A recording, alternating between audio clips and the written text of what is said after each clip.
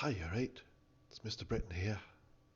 I've come to a place quite near my house. Can you guess where it is? Give you a clue.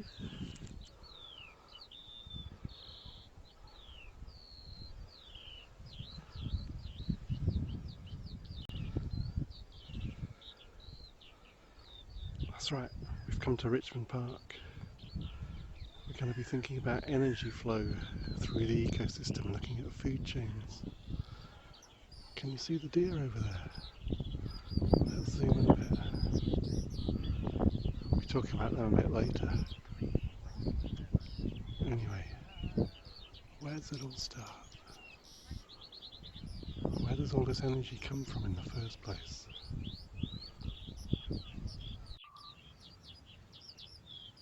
Where does the energy come from to make the bracken grow?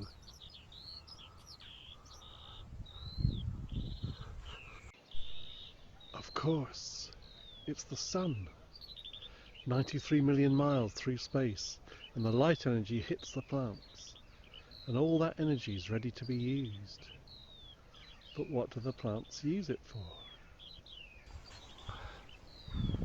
Well, they use that energy and they draw water from the ground and carbon dioxide gas from the air, and they use that energy to slap them together and build sugar, glucose.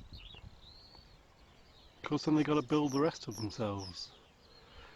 They turn that glucose into protein, they turn it into fat, they turn it into cellulose, they turn it into all kinds of good stuff that's going to build those plants.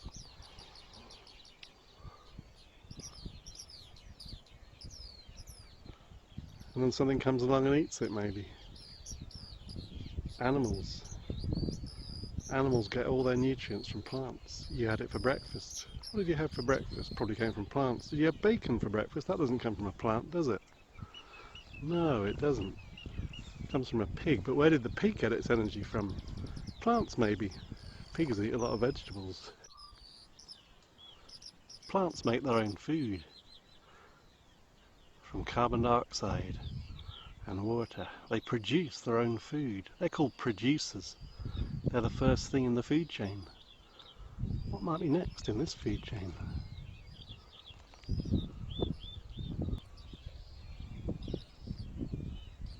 Hello. Ah, sorry I scared you. So the deer are next. The deer are going to eat the plants and put that energy into their bodies.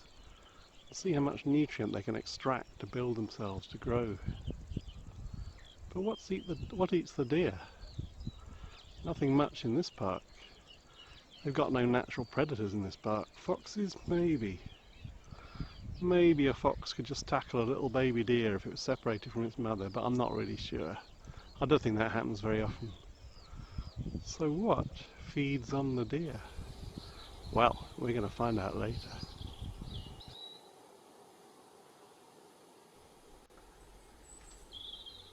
I'm pretty sure that there's nothing else in the park, no predators bigger than a fox. So there's a kind of strange kind of logic that says, if it's not something very big, could it be something very small? Anyway, let's finish looking at the deer, and then, as I said earlier, I'll tell you all about it later.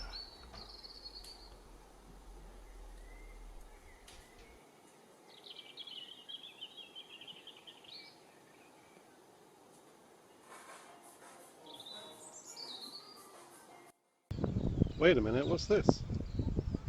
Oh yeah, it's a tree. Let's have a look. It's a pretty big tree, but it's quite a young one. What kind of tree is it? How can we tell? Let's have a look. Look at those leaves. Those are oak leaves. Very distinctive. Those round blobby ends. You won't see leaves like that on any other tree. Something special about oak trees. The park's full of them. There's an old one. A tree like that might be, well, it's dead now, but it might be 900 years old. They say oaks take 300 years to grow, 300 years to live, and 300 years to die. So that tree might have been a little seedling around the time of the Battle of Hastings. Anyway, back to our live oak. What lives there? It's been estimated that of the British trees, the oak supports the largest number of species of caterpillars, weevils, beetles, leaf miners, all kinds of things live in an oak tree. Thousands and thousands of different little animals going about their business. They provide food for what? For each other? For the birds? Oh, that reminds me. Let's look at the deadwood.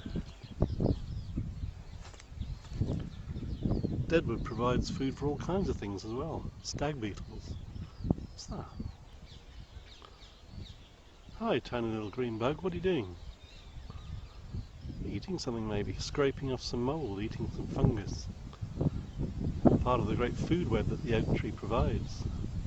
Quite amazing. And then who comes along and eats all the caterpillars, the weevils, the leaf miners? Out of the sky, of course, come the birds, swarming down onto the oak tree. They'll find lots of food there. Little birds, medium-sized birds, not the big birds. And what's going to eat those little birds in the park? Something called a sparrowhawk. Difficult to see, you don't see many of them. When you do, you know you've seen one. Very fierce, very fast. Just a quick swoop out of the corner of your eye and it's gone. Makes you feel a bit scared sometimes. Look at this. Here's something. See what these are? Green feathers. You know the green parakeets that live in the park or around? Well, something's made a meal of this one. There's not even any bones left. Just feathers, which are indigestible. Could be a sparrowhawk. Who knows? Part of the food chain. Okay everyone, now we've come to a different part of the park. We're going to look for some of my favourite creatures that live here. We're on a sandy path between great clumps of bracken. And I'm going to have a look down at the ground and zoom in to see if we can find what we're looking for. What's that? A tiny hole. Looks like a miniature volcano. Are there any more? Yes, there's another one. Looks like something's been digging here. What could it be? There's loads of them. Let's stay by one of the holes and see what turns up. Look, there's something. A tiny insect. It's a wasp. Not like the common wasps you see in the garden that come and steal lemonade and make everyone scream. These are digger wasps. They live on their own. They're completely harmless to humans. They dig out these tiny burrows with an entrance hole. And they go away and hunt and find a tiny caterpillar or a spider, and they sting it and paralyse it, put it in the hole, put it in the burrow, and lay an egg on it. And the baby wasp hatches out and eats the caterpillar. Horrible, really. That's how they make a living. So they're all part of a food chain. What did the caterpillar eat? And what will eat the wasps? Have a think about that.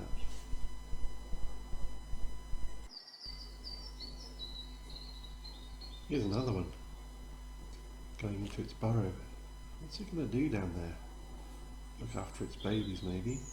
Make sure there's no cave-ins, no floods, no damage. Just checking probably. And off it goes again. And here comes another one. It's a busy life, being a wasp.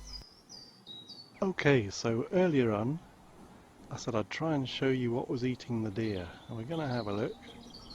I'll show you what I've got. I've got a piece of white cloth on a stick. And to catch one of these guys, we're going to do this. Let me show you. You just run your cloth over the tops of the bracken.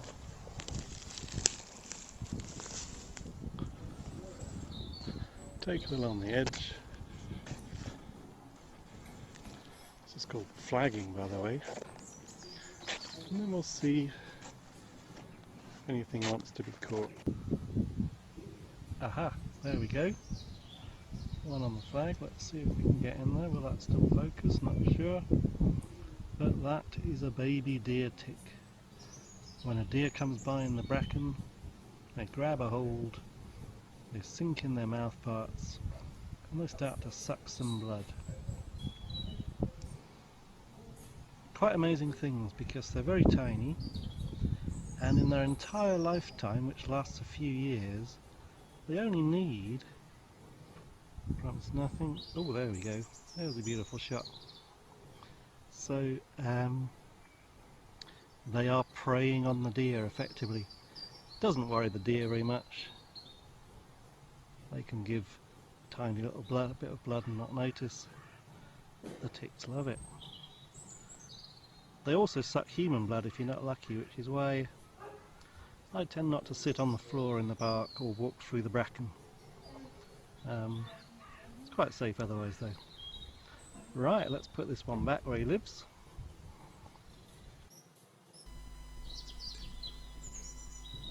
So there we have it. We've now seen 3 different food chains in the park, and they're all interconnected. All the animals live in the same space, they're in a similar habitat, and they're all doing what they do at the same time.